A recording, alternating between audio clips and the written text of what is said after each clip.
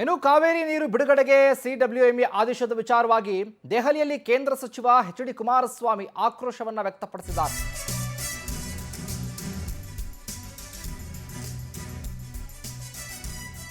ಕೇಂದ್ರ ಸಚಿವರಾಗಿರುವಂತಹ ಎಚ್.ಡಿ. ಕುಮಾರಸ್ವಾಮಿ ಕಾವೇರಿ ವಿಚಾರಕ್ಕೆ ಸಂಬಂಧಪಟ್ಟ ಹಾಗೆ ಆಕ್ರೋಶವನ್ನು ವ್ಯಕ್ತಪಡಿಸಿದ್ದಾರೆ. 6 ವರ್ಷದಲ್ಲಿ ಎಷ್ಟು ಬಾರಿ ಸಂಕಷ್ಟ ಸೂತ್ರವನ್ನು ಅನುಸರಿಸಿದ್ದೀರಿ? ಯಾಕೆ ಇವರಿಗೆ ಸಂಕಷ್ಟ ಸೂತ್ರದ ಬಗ್ಗೆ ಒತ್ತಡ ಹಾಕಿಲ್ಲ? ತಮಿಳುನಾಡು 3 ಬೆಳೆ ಬೆಳೀತಾರೆ, ನಾವು ಒಂದೂ ಬೆಳೀತಾ ಇಲ್ಲ.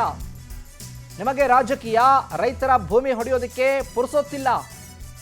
ಸಿಎಂ ಡಿ.ಕೆ. ಶಿವಕುಮಾರ್ ವಿರುದ್ಧ ಎಚ್.ಡಿ. ಕುಮಾರಸ್ವಾಮಿ ಆಕ್ರೋಶವನ್ನು ವ್ಯಕ್ತಪಡಿಸಿದ್ದಾರೆ. ಕಾವೇರಿ ನೀರು ಬಿಡುಗಡೆಗೆ ಸಿಡಬ್ಲ್ಯೂಎಂಎ ಆದೇಶದ ವಿಚಾರವಾಗಿ. ಅಲ್ಲ, ಸಂಕಷ್ಟ ಸೂತ್ರವನ್ನು ಯಾಕೆ ಅನುಸರಿಸ್ತಾ ಇಲ್ಲ ನೀವು? 6 ವರ್ಷದಲ್ಲಿ ನಿಮ್ಮ ಕೆಲಸ ಏನು ಮಾಡ್ತಾ ಇದ್ದೀರಿ? ರಾಜಕೀಯ ಮಾಡೋದು, ರೈತರ ಭೂಮಿ ಹೊಡೆಯೋದು, ಇದಕ್ಕೆ ಪುರುಸೊತ್ತಿಲ್ಲ ನಿಮಗೆ. ಇನ್ನು ಕಾವೇರಿ ನೀರನ್ನು ಉಳಿಸೋದಕ್ಕೆ ಎಲ್ಲಿ ಟೈಮ್ ಸಿಗುತ್ತೆ ಅನ್ನೋ ಲೆಕ್ಕಾಚಾರದಲ್ಲಿ ಮಾತನಾಡಿದ್ದಾರೆ ಕುಮಾರಸ್ವಾಮಿ.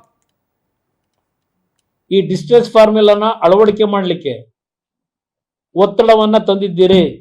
ಎಷ್ಟು ಚರ್ಚೆ ಆಗಿದೆ. ಬರೀ ಮೇಕೆದಾಟು ಅಂತ ಕೂತ್ಕೊಂಡ್ರು. ನಿಮಗೆ ಮೇಕೆದಾಟು ಪರ್ಮಿಷನ್ ಸಿಕ್ಕಿದ್ರು ಎಷ್ಟು ವರ್ಷ ಬೇಕು ಅಲ್ಲಿ ಕಟ್ಟಲಿಕ್ಕೆ? ಇನ್ನೂ ಬಹಳ ಮುಂದಿದ್ದು ಹೋಗ್ಬೇಕಾಗಿದೆ. ಅದು ಇನ್ನು ಎನ್ವಿರಾನ್ಮೆಂಟಲ್ ಕ್ಲಿಯರೆನ್ಸ್ ಆಗಬೇಕು. ಅಲ್ಲಿರ್ತಕ್ಕಂಥ ಪ್ರಾಣಿಯಲ್ಲಿ ಕಳಿಸ್ತೀರಿ. ಈಗಲೇ ಚನ್ನಪಟ್ಟಣ, ಕನಕಪುರ ಎಲ್ಲ ಕಡೆ ಬರ್ತಾ ಇವೆ ಪ್ರಾಣಿಗಳು. ಬೆಂಗಳೂರು ಸಿಟಿ ಕರ್ಕೊಂಬಂದ್ಬಿಡ್ತೀರಾ? ಇವೆಲ್ಲ ಸಮಸ್ಯೆಗಳಿದೆ. ಆದರೆ ಈ ಡಿಸ್ಟೆನ್ಸ್ ಫಾರ್ಮುಲಾ ಬಗ್ಗೆ ಯಾತಕ್ಕೆ ನೀವು ಇನ್ನೂ ಒತ್ತಡ ಹಾಕಿಲ್ಲ?